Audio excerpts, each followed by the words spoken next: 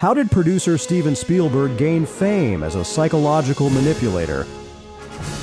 What cinematic ideas came to life in the real world? And why will we never see a sequel to this film?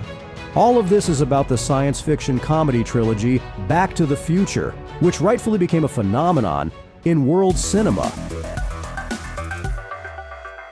But despite the fact that people have been talking about this movie for 40 years, we still managed to find little-known facts about the making of this legendary film, ones that even die-hard fans might not know. If it weren't for the persistence and unwavering belief of screenwriters Robert Zemeckis and Bob Gale, their story Back to the Future might never have made it to the big screen.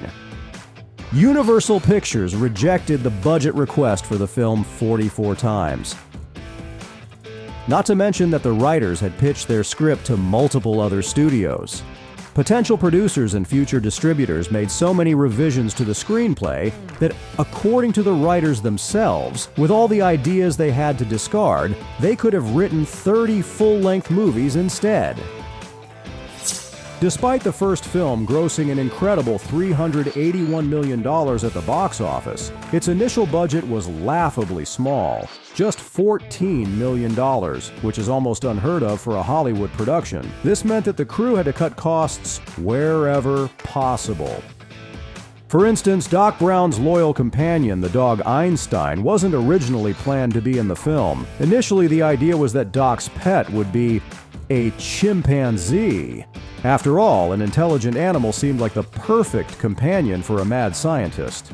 However, when they began searching for a suitable chimp for filming, they realized that renting such an exotic animal, along with its required handlers, would be way too expensive.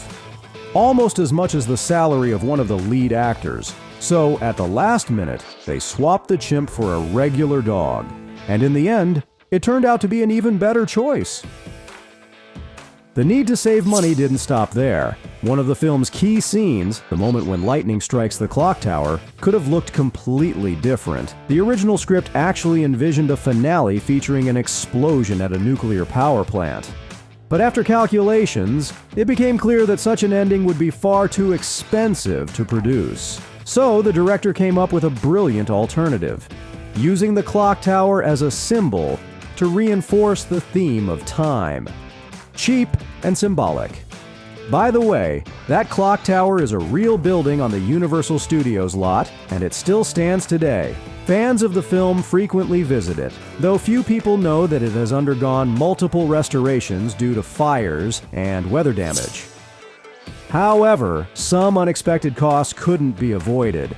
Today, audiences love Michael J. Fox as the daring high schooler Marty McFly, but initially, director Robert Zemeckis cast Eric Stoltz in the role. At the time, Stoltz was already well known for his performance in Mask. The film even began shooting with him. However, Stoltz's presence on set created a tense atmosphere. He was too serious for Marty's character. After 5 weeks of filming, Zemeckis made the difficult decision to fire Stoltz, stating that he simply wasn't capturing the spirit of the role. Instead, he waited for Michael J. Fox to become available from his other projects and started filming all over again, this time with Fox. The decision made the movie legendary, but it also skyrocketed production costs, as many scenes had to be reshot from scratch.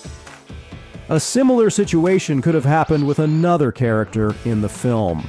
But at an early stage, producer Steven Spielberg stepped in, showing not only his expertise in filmmaking, but also his skills as a psychological manipulator. Here's how. At the start of filming, the movie's main bully, Biff Tannen, became the character we saw on screen thanks to Spielberg's behind-the-scenes tricks.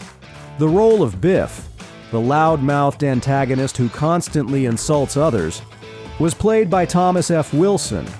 Wilson was chosen mainly for his physicality and towering height, but in real life he was the complete opposite of his character, a kind, cheerful guy who loved helping people. That made it difficult for him to fully embody Biff's aggressive nature. So, at the beginning of production, Spielberg came up with an unconventional tactic. Without Wilson knowing, he instructed the entire crew to treat him rudely, speaking to him with sarcasm and arrogance before filming started. And it worked. Every time Wilson stepped onto the set, he was genuinely frustrated and annoyed, which helped him channel real aggression into his performance. His anger spilled over into his scenes, making Biff Tannen one of the most memorable bullies in movie history. The Time Machine DeLorean also deserves special attention. Initially, it was planned that it would travel through time powered by Coca-Cola, and later, there was an idea for it to run on M&M's candy. However, both of these ideas were ultimately rejected because the producers found them too childish. They wanted this invention to feel more exclusive, something audiences had never seen or heard before. That's why even the sound of the DeLorean's engine wasn't recorded from a real car.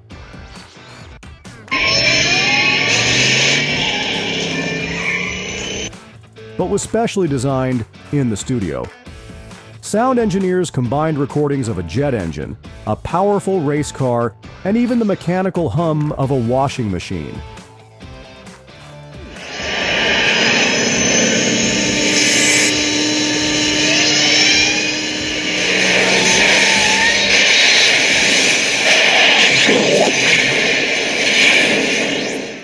The result was so iconic that the DeLorean Sound became legendary in the world of sound design. While filming the first two installments, the creators of Back to the Future managed to set new standards for special effects. Of course, visual effects in the 1980s were nothing like what we have today. But in many ways, the movie was ahead of its time. For example, the scene where Marty gradually fades from a photograph was made using a revolutionary compositing technique. And how could we not mention the hoverboard from the second movie? Rumors spread that it was real. In reality, actors stood on special platforms suspended by wires which were meticulously hidden. Partly during filming, partly in post-production. Many effects that seem simple to us now were groundbreaking at the time. This film truly outpaced its era, even from a technological standpoint. And believe it or not, fans even influenced the plot of the third film. After the first two movies came out, people started writing to the filmmakers, saying that Doc Brown's character felt unrealistic. In the movie, he was only interested in science and inventions.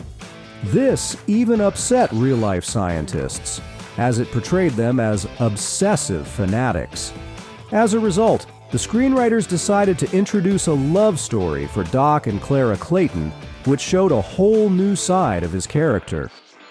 The final scene, where Doc and Clara fly away on the time-traveling train, took several weeks to film. The train was real, and it had to be heavily modified for the shoot. The directors wanted to leave the ending open-ended while still giving the story a sense of closure.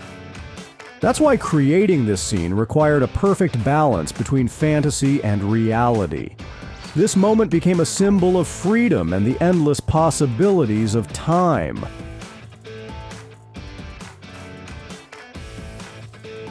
But the final train scene in Part 3 could have looked completely different. Initially, it was planned to be shot using miniatures. However, at the last moment, the Back to the Future team decided to use a real train crashing into the time machine. This choice was made to enhance realism and spectacle, especially since, by that point, the movie's budget could accommodate such bold experiments. As a result, this decision made the scene one of the most expensive in the entire film. Years later, it became clear that Back to the Future was not just a movie. It became a cultural phenomenon. It inspired engineers, designers, and inventors to create real-life innovations. For example, to celebrate the movie's 30th anniversary, Nike released self-lacing sneakers, just like the ones Marty wore in the second film.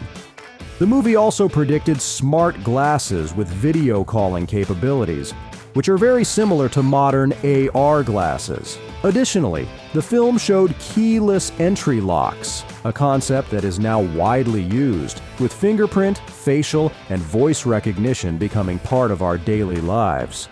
In many ways, Back to the Future not only anticipated future trends, but also inspired real scientific advancements that continue to shape our world today. But here's something that might disappoint you. There will never be a sequel.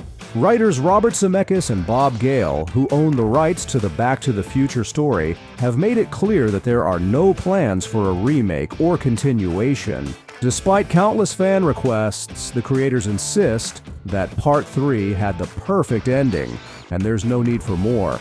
And considering that Robert and Bob have stood firm on this for 35 years, it looks like Back to the Future will remain one of the rare franchises that knew when to stop without stretching the story just for profit.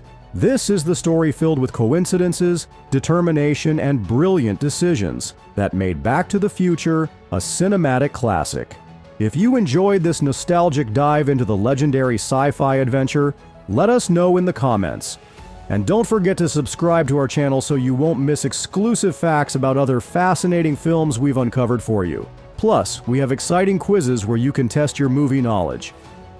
Thank you for watching. Ciao!